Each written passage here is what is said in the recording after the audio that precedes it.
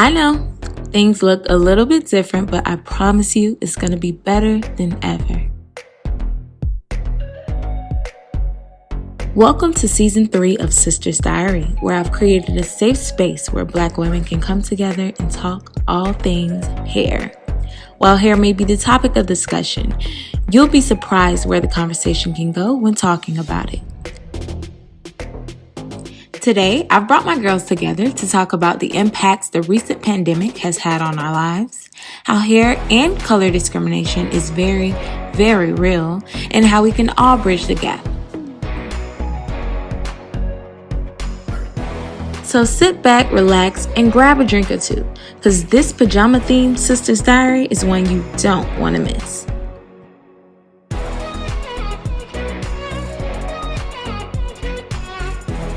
I'm your host, Brianna, and you're watching Sister's Diary.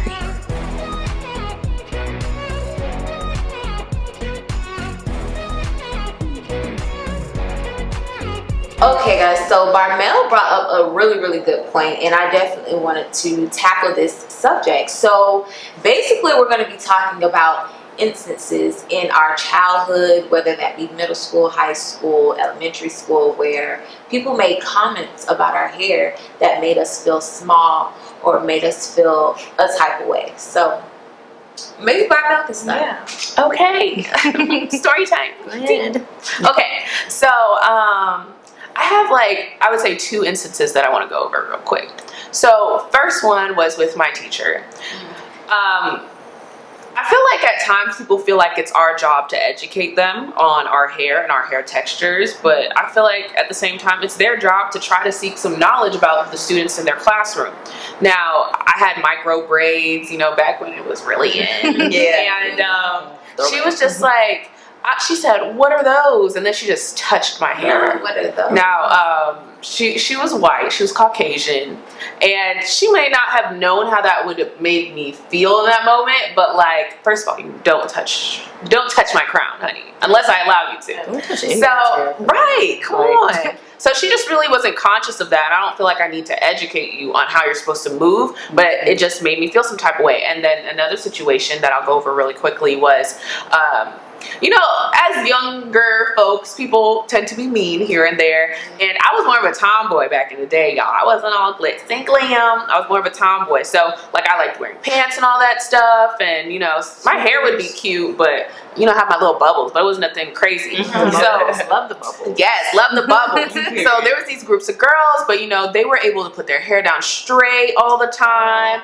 wear skirts, when Mean Girls came out, Mean Girls, the movie, they tried to replicate the movie, and I couldn't always be a part of that because my hair isn't going to always be straight, especially when it was kinky. Yeah.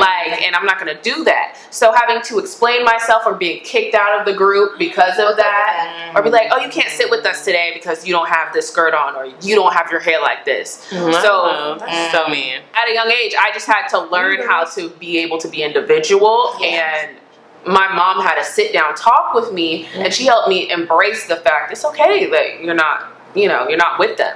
You're better without them. They're going to eventually come to you. So learning how to embrace, being myself. Yeah, that's awesome.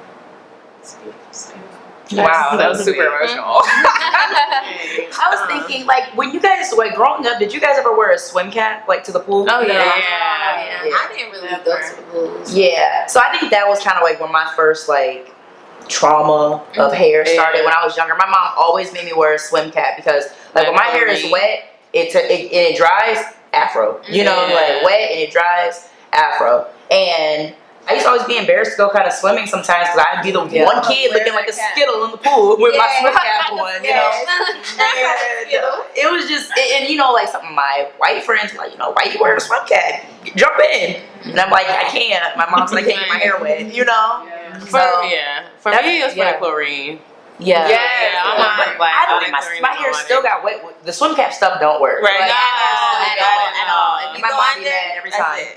And I love when I see natural girls on Instagram, in the beach, with their hair all down. Yes. Because, for a while, Black girls, we're not getting in the pool. Right. So We're not getting our hair wet. We're not getting our hair wet. But now it's just more of a common theme where we see Black women like just celebrating their whole existence. Yeah. Like, and it's just beautiful. Black girls rock. Yeah. Me, a hair trauma. I think for me, it was a trauma at first, and then it turned around to be something positive. I had my hair in a little ponytail, and it was braided, but then I wanted like my hair to be out. Like I didn't want it to be in the braids, so I unbraided it, but my hair wasn't dry, so the braid out came out like. So then I was like crying with my head down. Thankfully, my teacher was Black, and she was like, "What's wrong?" And I was just like, "I hate my hair. It's all big and puffy, and I don't like it." And she literally sat there, and while she was braiding my hair back, she was like, "You know, you're still beautiful. It's okay." And she put the braid in for me, and then I hopped in line and went to lunch. But I'm so thankful for her. Because imagine if it was like a white teacher. Yeah. It wouldn't know what to do. Exactly. Yeah, and it's like, why? I always think about why did we feel the need to have our hair straight? Because I remember as well when I used to be teased about having puffy hair or big hair, and I would go home and cry to my mom because she wouldn't let me get it straightened at first. I would go home and cry to her, be like, "Please, can I get it straightened? Like, please, please, please let me."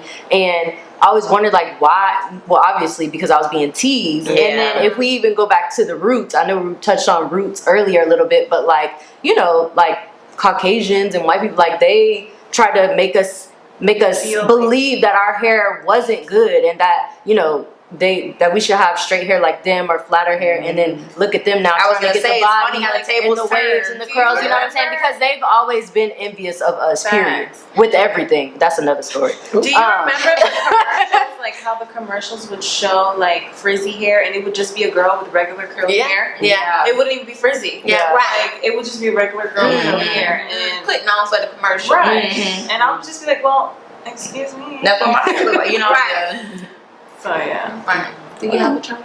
I mean, it's not necessarily having to do with hair in particular, but I was with a group of friends when I was younger, and everyone was kind of going by saying like, "Oh, I think your best feature is this, your best feature is this," and then when they got to me, this guy said, "Well, you don't really have any good features, but it comes together really nicely."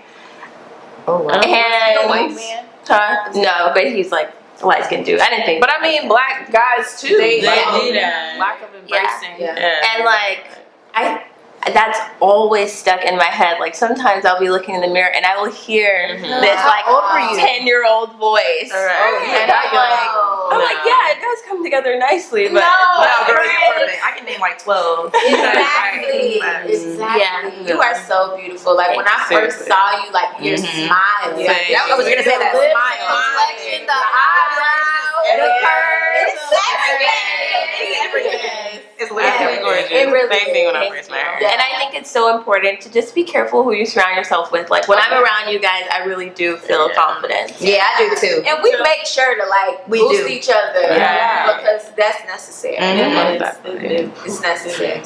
Chelsea. And I'm sick of her. Y'all listen.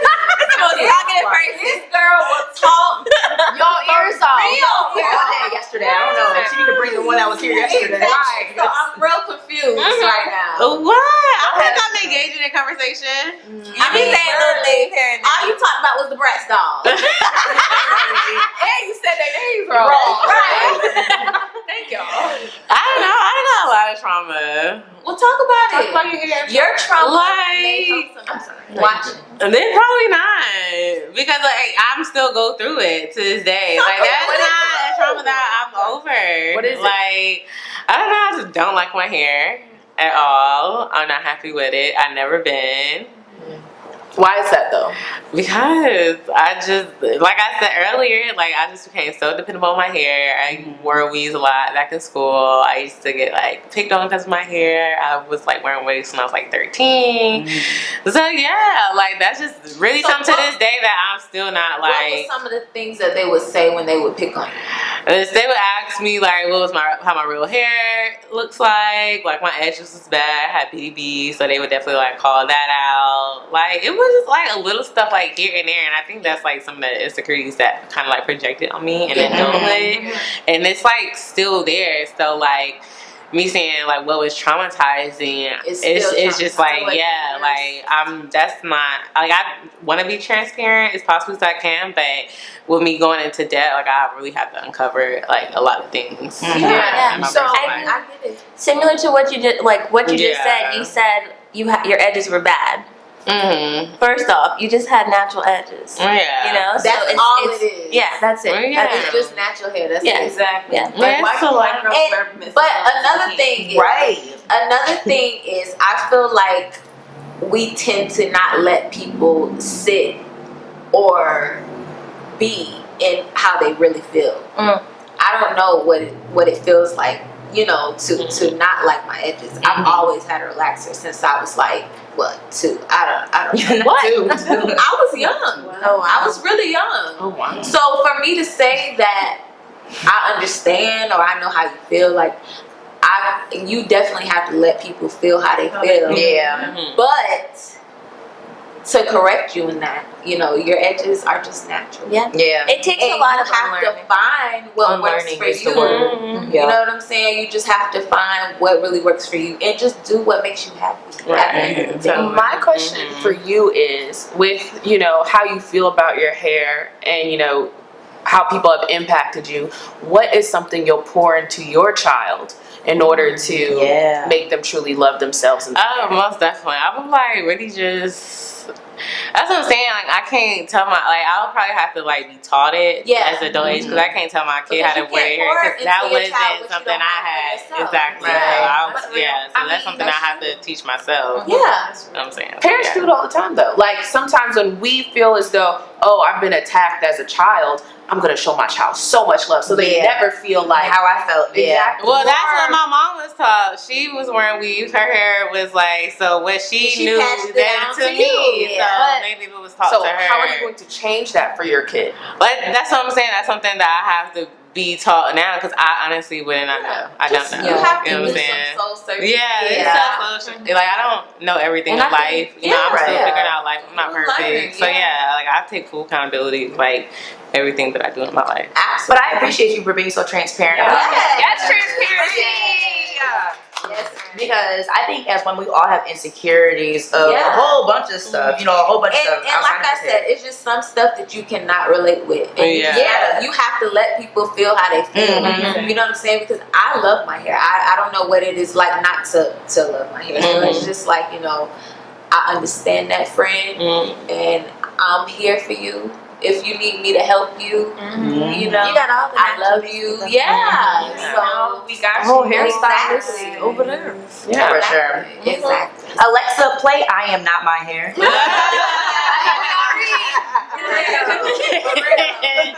That was my song though. Mine too. I ain't gonna lie. Because we are, you know, so much more than just our hair. Our hair is a part of us. But we bring everything and more to the table. So don't Absolutely. But you definitely don't want to dismiss that. You know, hair is a big part of the culture. Of course. You know, womanhood. It's never a disconnect. Yeah.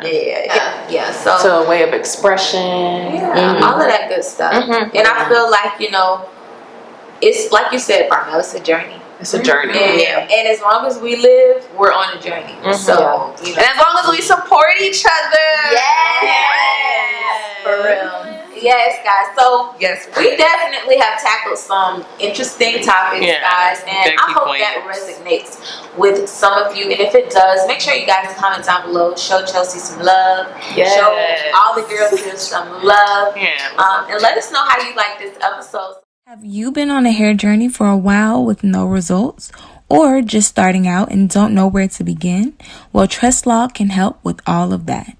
I know, life can get hectic, but TrustLog will keep you on track with your hair goals, all while educating you on hair care through its blog section.